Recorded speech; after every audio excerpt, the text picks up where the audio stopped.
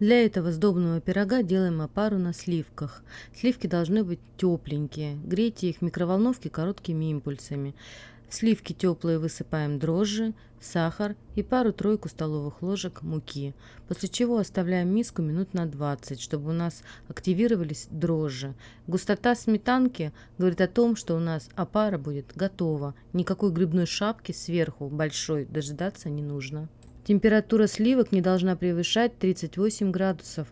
Окуная палец в сливки, вы не должны чувствовать ни тепла, ни холода. Более высокая температура погубит дрожжи. Все, опара подошла, у меня в комнате тепло, поэтому она готова через 15 минут. Я выливаю ее в широкую миску, где буду замешивать тесто. В опару сначала выливаем водку, затем соль с мукой просеиваем туда же. Сразу не кладите всю муку, иначе могут появиться комочки. Подсыпайте ее потихоньку и замешивайте постепенно тесто. Муку и соль насыпьте в сито, и все это дело постепенно подмешайте в нашу опару. Вот таким образом. Насыпаете и мешаете. Когда вся мука уйдет в тесто, налейте немного оливкового масла на руки и соберите тесто в шарик. Оливковое масло не даст заветриться тесту. Сформируйте просто круглый шарик. Оберните миску с тестом пищевой пленкой, желательно 2 раза. Тесто, когда поднимается, очень не любит сквозняков. Поэтому, обернув его, вы убиваете 2 зайцев, прекращаете доступ кислорода и бережете от сквозняков. Плюс у вас тесто не заветрится, потому что стоять ему нужно будет целый час. Вот, покажу, чтобы было понятно, как именно должно измениться тесто, подняться.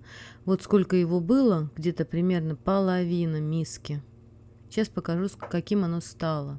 Пока тесто у нас поднимается, это ровно 1 час, первый подъем у нас. Давайте сделаем крем. Для этого возьмите сотейник и положите туда абсолютно все ингредиенты, которые предназначены для крема. На среднем огне уварите все это до густого состояния. Ни в коем случае не должна смесь закипеть. Просто превратите ее в крем желтенький, красивый, вкусно пахнущий.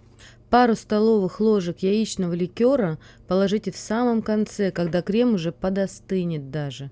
Вот такая консистенция крема у вас должна быть. Так он должен выглядеть. После второй расстойки с тестом уже можно работать. Просто присыпьте поверхность мукой и аккуратненько лопаточкой выложите тесто. Не нужно его обминать.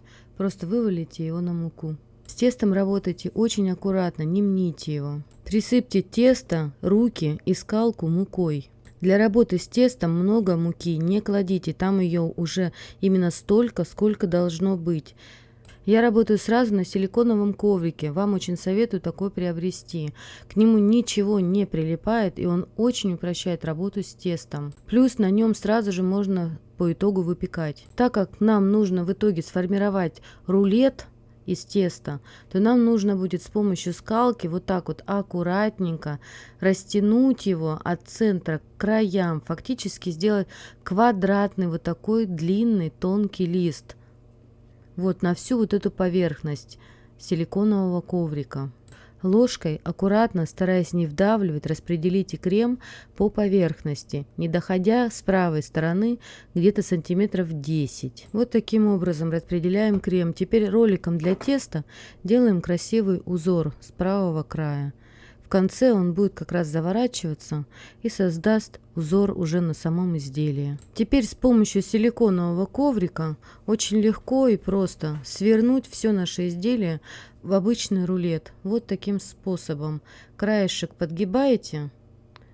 Вот. И теперь аккуратненько просто закатываете. Вот так держите, а рулет сам собой делается.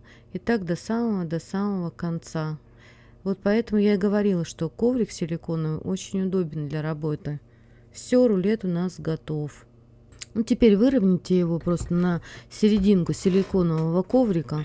Так будет удобно. У меня вообще ковриков таких 2. Я с одного на другой могу перекатывать. Собственно, это всегда помогает при любой выпечке, при формировании любых изделий абсолютно. Рулет сверните полукругом, края соедините и сделайте надрезы. Надрезы удобно делать кондитерским шпателем. Вот таким образом, несколько насечек. Когда у нас рулет наш поднимется, то будет красивая форма.